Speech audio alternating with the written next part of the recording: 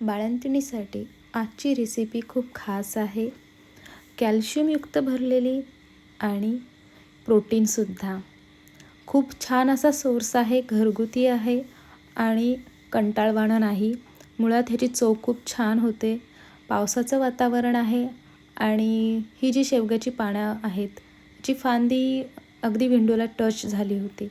तर ठरलं की आज बाळंतिणीसाठी शेवग्याच्या पानांची भाजी करावी. पानं अगदी कोवळी आहेत, तर एवढी सगळी मी ही पानं काढली आहेत. खूप उत्तम असा प्रोटीन, कॅल्शियम शरीराला ऊब देणारा हे सोर्स आहे. मिठाच्या पाण्यात 10 ते 15 मिनटं ही जी पानं आहेत ती आपल्याला बुडवून ठेवायची आहेत. त्यानंतर स्वच्छ धुवून आपल्याला हे घ्यायचे आहेत.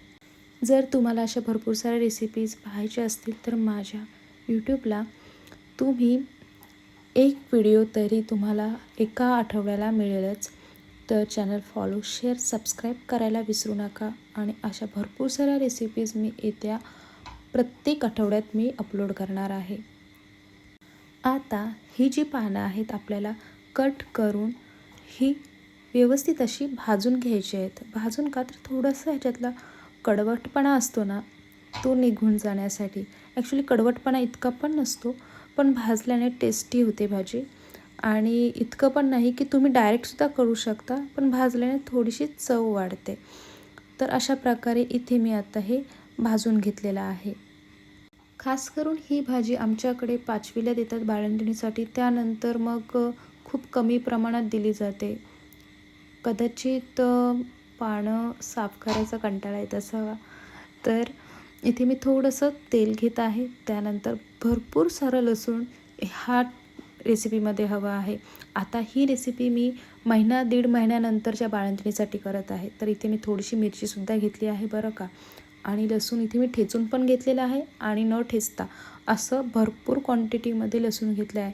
मिरची तुम्ही 1 ते दीड महिन्यानंतर खाऊ शकता, पण 1 महिना आधी मिरची शक्यतो टाळा. मिरची खात नाही. आता इथे थोडीशी हळद घेतली आहे, चवीपुरतं मीठ. सर्व आपल्याला हे व्यवस्थित आता परतून घ्यायचं आहे, कारण भाजीमध्ये खूप कमी इन्ग्रेडियंट्स आहेत. तर आपल्याला जे काय टाकतो ते व्यवस्थित असं परतून घ्यायचं आहे, कारण ह्याला मसाल्याची जोड नाही. फक्त आपल्याला अगदी कमी गोष्टींमध्ये टेस्टी जेवण करायचं आहे बाळंतिणीसाठी.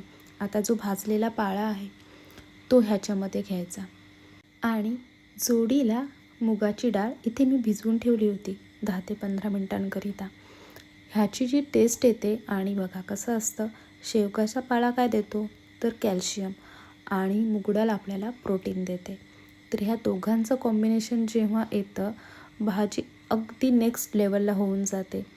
झाकण देऊन ह्याच्यावर आता मी 1 ग्लास पाणी ठेवलं आहे. हा पाणी जेव्हा गरम होईल ना, तो पाणी आत्ता आपल्याला ह्या भाजीमध्ये टाकायचं आहे. कशासाठी तर आपली जी डाळ आहे ना ती व्यवस्थित शिजावी म्हणून. नाही तर फक्त पानं असतील तर काहीजणं पाणी न टाकताच शिजवतात, पण वाफेवर द्यावी म्हणजे जे पानं आहेत ना ते सॉफ्ट होतात. अशा प्रकारे थोडं थोडं पाणी करत आपल्याला हे डाळ जी आहे ही शिजेपर्यंत आपल्याला हे व्यवस्थित असं शिजवून घ्यायचं आहे. 7 ते 8 मिनटांनंतर ही छान अशी भाजी तयार होते. पण आता ह्याच्यामध्ये सुद्धा एक ट्विस्ट आहे. तर काय, मी ओलं खोबरं घेतलं आहे. आता हे सर्व काही व्यवस्थित असं मिक्स करून घ्या. 3 ते 4 मिनिटांकरिता हे फक्त जे थोडंसं पाणी आहे ना एक्स्ट्राचं ते नॉर्मल कमी होईपर्यंत आपल्याला हे शिजवून घ्यायचं आहे. आणि ही भाजी तुम्हीसुद्धा खा आणि घरात जी बाळंतीण आहे ना तिलासुद्धा द्या. खूप फायदे आहेत आणि खूप आपल्याला शरीराला स्वास्थ्याचा लाभ मिळतो. तर ही रेसिपी तुम्ही नक्कीच ट्राय करा आणि ही रेसिपी कशी झाली मला कमेंट बॉक्समध्ये नक्कीच कळवा.